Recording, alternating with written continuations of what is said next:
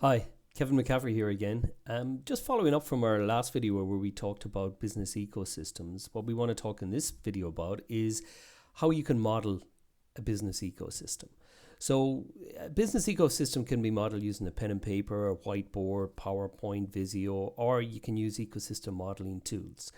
And the purpose of modeling the ecosystem is to create a visual representation of the ecosystem that will actually show the interactions between the different stakeholders. It's far more effective to do this as a picture, rather than writing reams of paper or text about an ecosystem.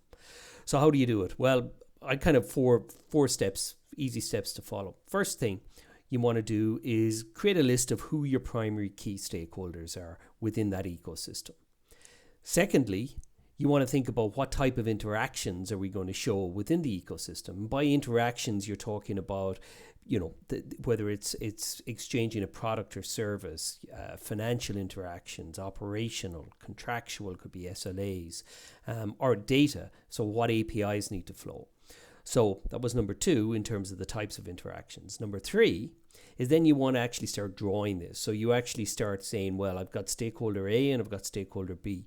Who sells what to who? Well, he exchanges that product to this person. She pays them for that, and then she may use it somewhere else. So you start actually creating these different levels of interactions and showing these relationships within the ecosystem diagram. So you're essentially modeling it.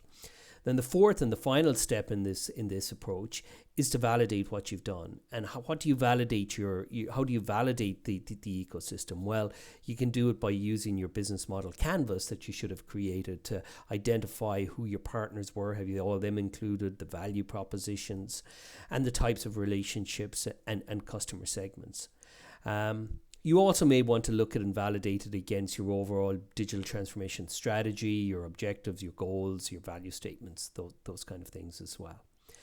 So I hope you found this useful. 4-step approach: define your stakeholders, define the types of interactions, start showing those interactions, and then validate it.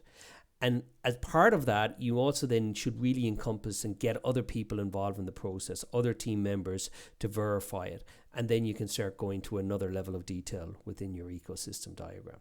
So thank you. Look forward to chatting to you again soon. Bye-bye.